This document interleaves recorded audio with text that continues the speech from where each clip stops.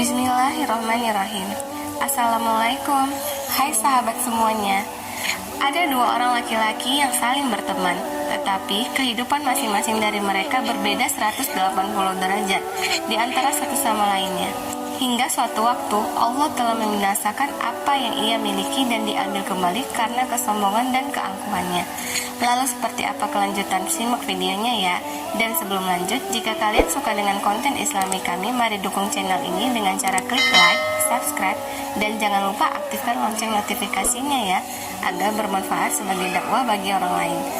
Di dalam Al-Quran, banyak sekali kisah yang bisa kita jadikan pelajaran sebagai contoh.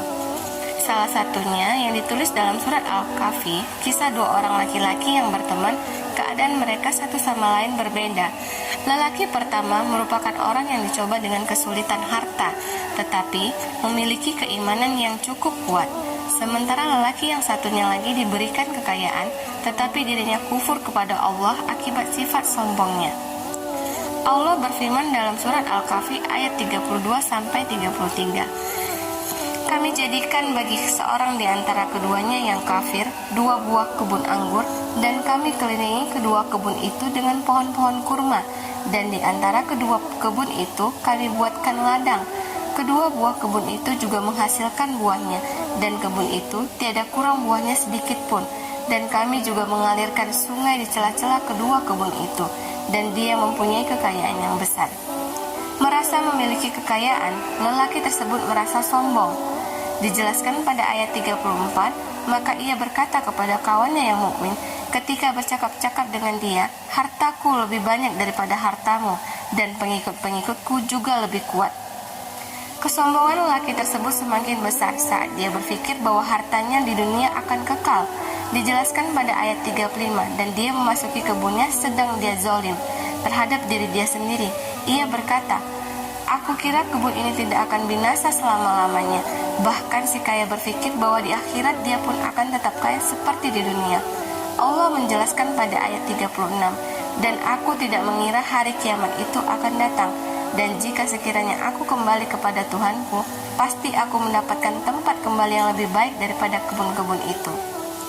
Melihat temannya yang kufur, lelaki yang miskin mengingatkan kepada si kaya agar mau segera bertaubat.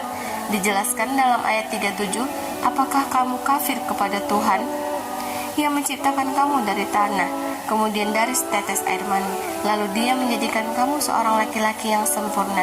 Si miskin juga memberikan nasihat kepada temannya yang dijelaskan pada ayat 39. Dan mengapa kamu tidak mengatakan bahwa waktu kamu memasuki kebunmu, Masya Allah, la quwata illa billah, sungguh atas kehendak Allah semua ini terwujud. Tiada kekuatannya kecuali dengan pertolongan Allah. Sekiranya kamu anggap aku lebih sedikit darimu dalam harta dan keturunan.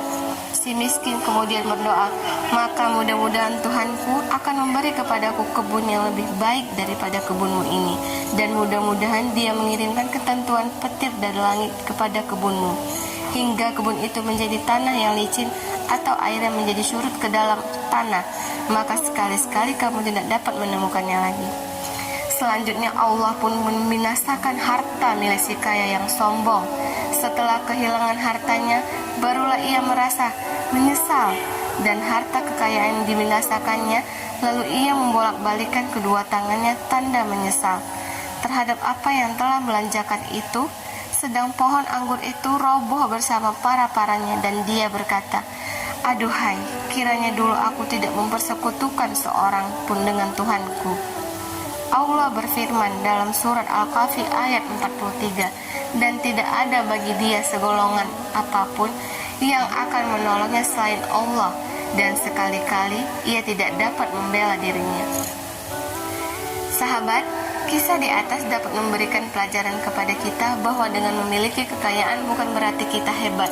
Justru kita harus bijaksana dan bersyukur dengan apa yang kita miliki. Begitu pula apa yang bila diuji dengan kesulitan ekonomi, bukan berarti Allah tidak sayang dengan kita, melainkan kita diuji agar kita mampu menjadi orang yang sabar kelak. Jangan lupa ya subscribe dan ikutin terus sahabat channel dari Kolbun Salim.